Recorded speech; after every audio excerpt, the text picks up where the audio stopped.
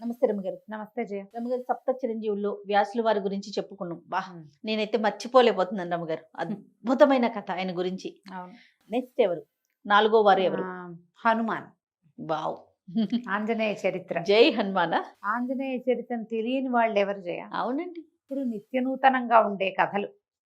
ఈ యుగంలో, త్రేతాయుగంలో రావణాసురుడి అభ్యున్నతి, అతను చాలా గొప్పవాడైపోవటం, పరాక్రమశాలిగా ఉండటం, తపస్సంపన్నుడుగా పరిణమించటం ఒక పాయింట్, ఒక దశ, ఒక రకం అనుకో.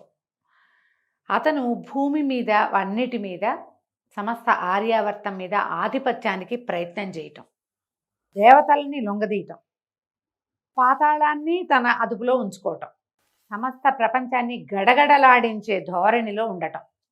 ఇప్పుడు పుట్టాడు రావణాసురుడు. చాలా పెద్దవాడు.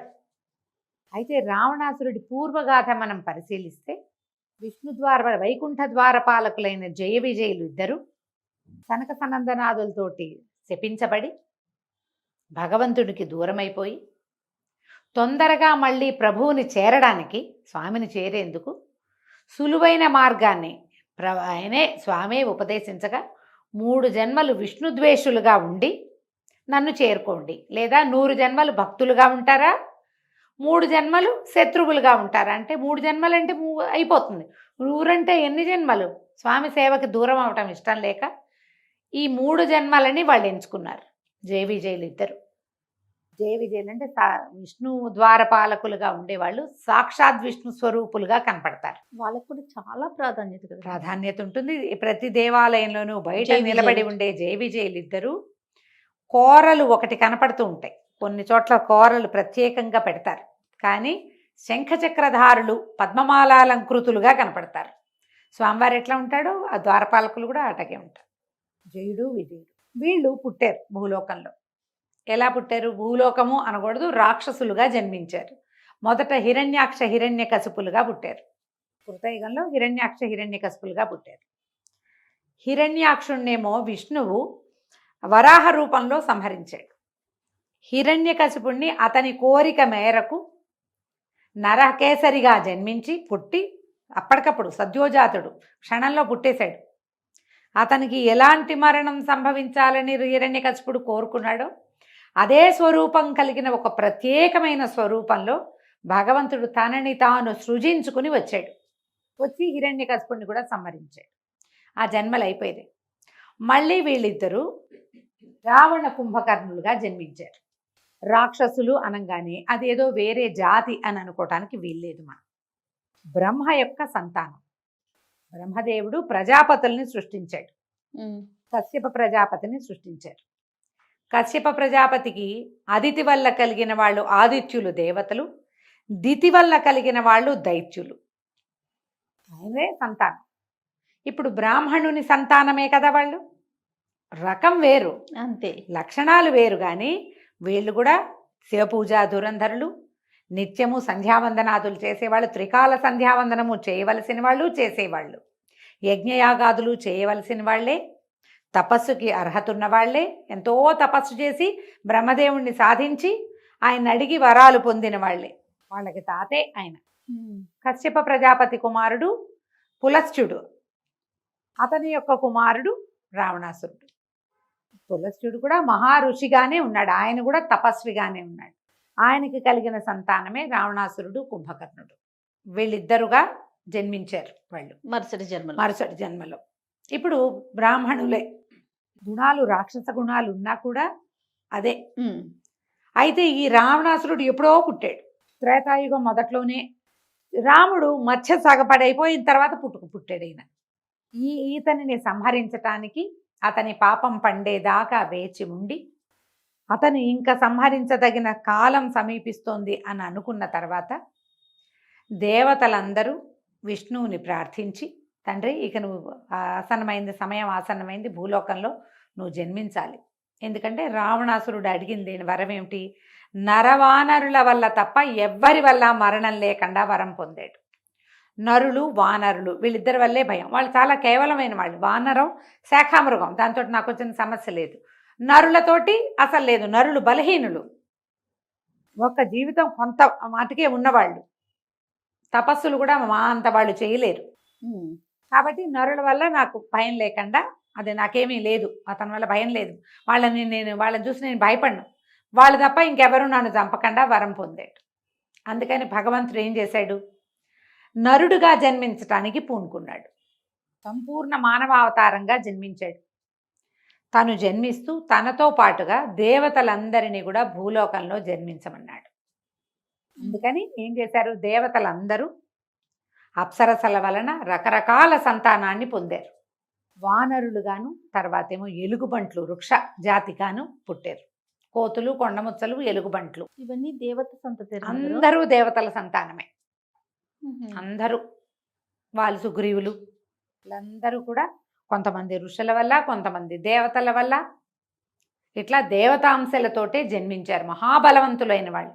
కోతంటే ఎంత ఉంటుంది, దానికి యుద్ధ విద్యలు ఏమిటి, అవన్నీ ఎట వచ్చాయి, ఇది వల్ల వచ్చాయి. అయితే భగవంతుడు తను జన్మించటానికి ఆసరాగా ఎవరిని చూసుకున్నాడు, అప్పటికే భగవంతుని యొక్క అంశావతారమైన పరశురాముడు భూలోకంలో ఉన్నాడు, అంశాస్వరూపంగా ఉన్నాడు.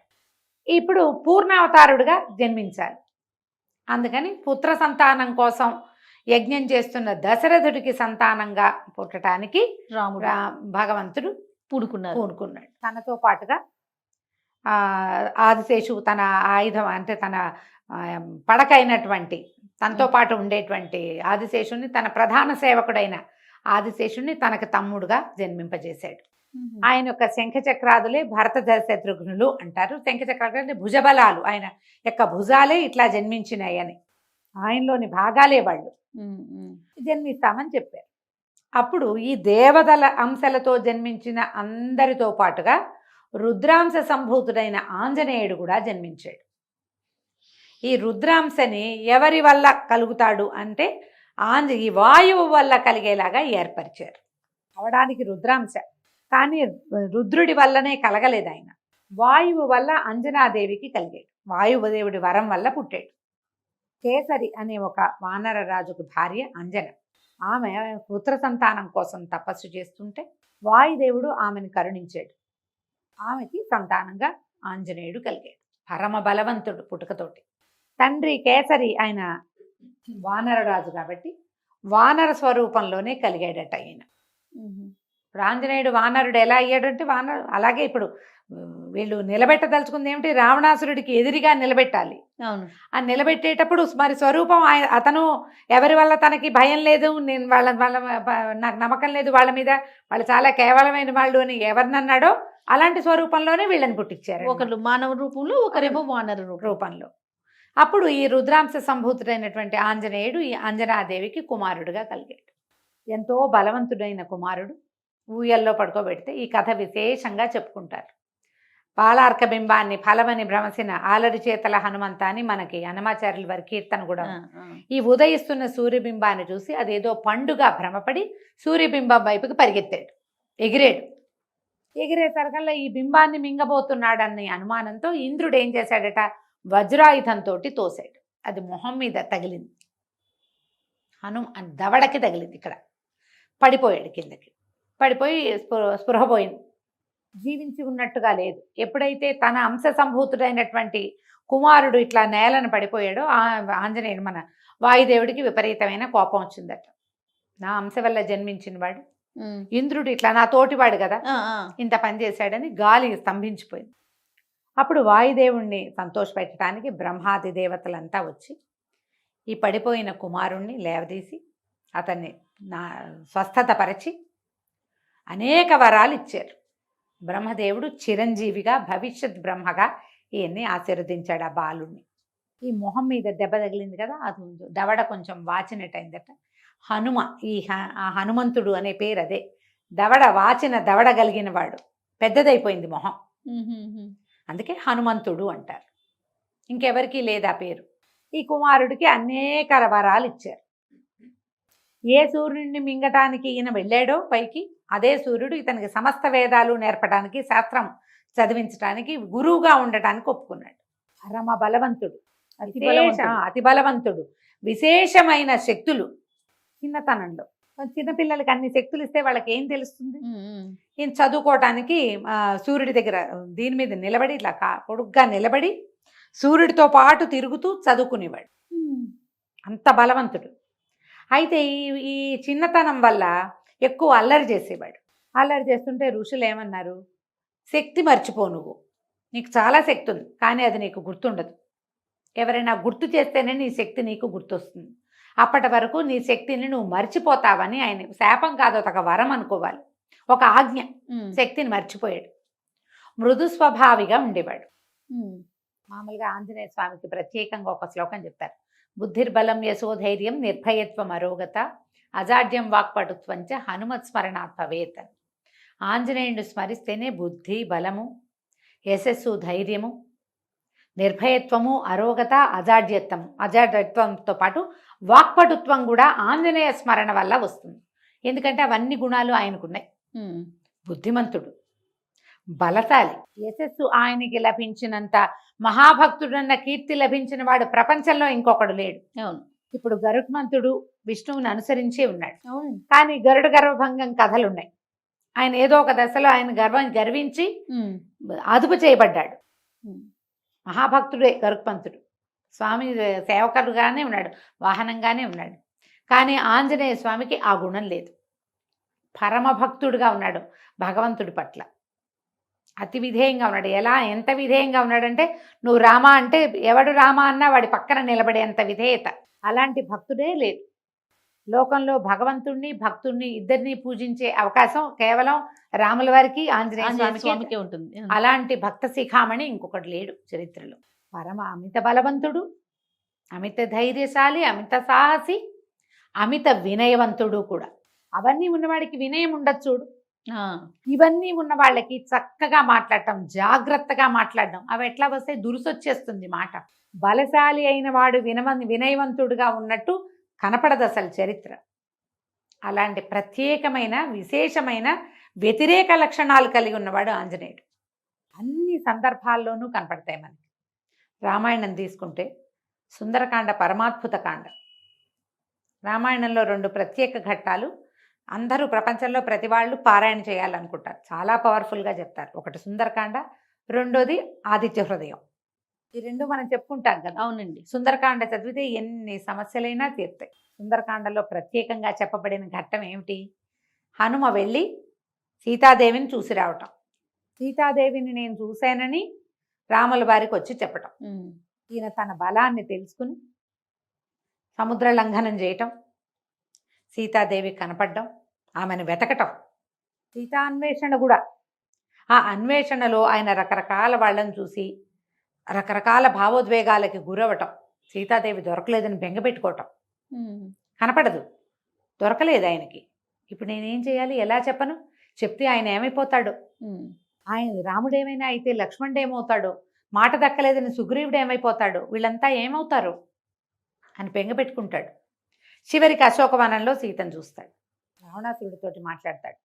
ప్రపంచంలో మొత్తం వాంగ్మయంలో అంటే మనం పుస్తకాలు పురాణాలలో 2 దౌత్యాలు అత్యద్భుతమైనవి. ఒకటి ఆంజనేయుడు చేసింది, దూతగా వెళ్ళాడు. మళ్ళా కృష్ణ పరమాత్మ చేశాడు దూతగా. ఈ 2 ప్రత్యేకమైన ఘట్టాలు కదా. ఎంత చాలా బాగా మాట్లాడతాడో రావణాసురుడిని ఒప్పించడానికి. అతను ఒప్పుకోడు. ఉమ్, వాళ్ళు యుద్ధానికి తెగబడ్డారు, ఆయన యుద్ధము చేశాడు. లంకాదహన ఘట్టం తర్వాత మళ్ళీ సీతాదేవి ఏమైందోనని బెంగపెట్టుకోవటం. మళ్ళీ ఆవిడని చూసి స్వస్థత పడి ఆమె ఇచ్చిన ఆ శిరోమణిని తీసుకుని అలా రాముల వారి దగ్గరికి వెళ్ళటం, సీతాదేవిని చూసామని చెప్పటం. మొత్తం సుందరకాండ అంతా ఆంజనేయుడే హీరో. దానికి ప్రతి ఘట్టము విశేషంగానే కనపడు. యుద్ధంలో కూడా ఆంజనేయుడు చేసినన్ని చమత్కారాలు చేసిన వాళ్ళు ఎవరూ లేరు.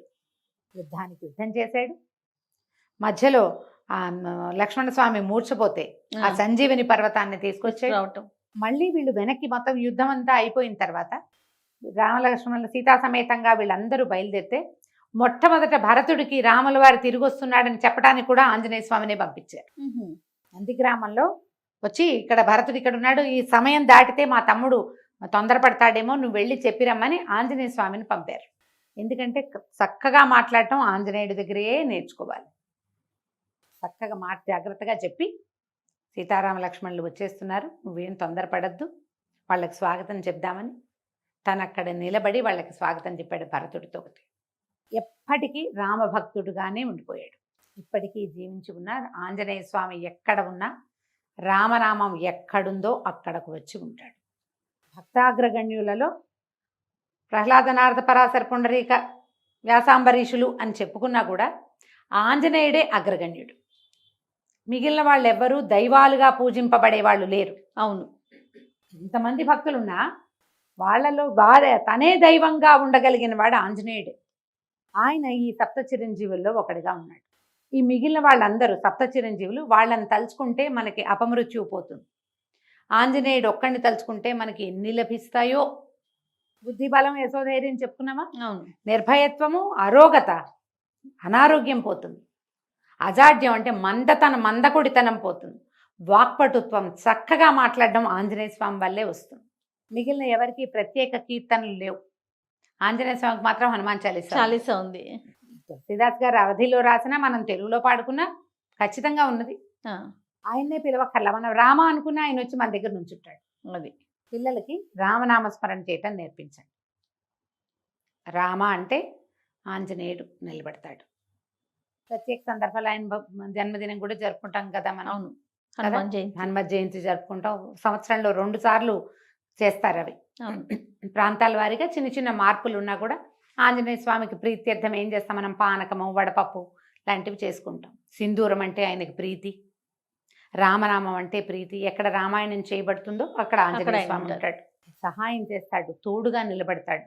మహాబలశాలిగా ఉండటం వల్ల ఆయన మన వెనకాల కర్ర పట్టుకుని ఒక బలశాలి నిలబడితే ఎంత ధైర్యం మనకి. భావనలోనే ఉన్నది ఇదంతా. అవునండి. ఈ సప్త చిరంజీవుల్లో ప్రత్యేకమైన స్థానం మనం ఆంజనేయ స్వామికి ఇవ్వాలి. ఆంజనేయుడు, హనుమంతుడు కాకుండా స్వామి పైగా రకరకాల స్వరూపాల్లో మనకి దర్శనమిస్తాడు. ఆయన దాసాంజనేయుడుగా, భక్తాంజనేయుడుగా, సంజీవరాయుడుగా రకరకాల స్వరూపాల్లో కనిపిస్తాడు కదా. ఈ అన్ని స్వరూపాలలో ఉన్న పంచముఖ ఆంజనేయ స్వామిగా 5 ముఖాలు కలిగి ఉన్నట్టుగా ఏ స్వరూపంలో మనం ఆంజనేయ ధ్యానం చేసినా కూడా మనకి అనారోగ్యం తొలగిపోతుంది, యశస్సు, కీర్తి అన్నీ పెరుగుతాయి. జై హనుమాన్. అంతే. నమస్తే. నమస్తే.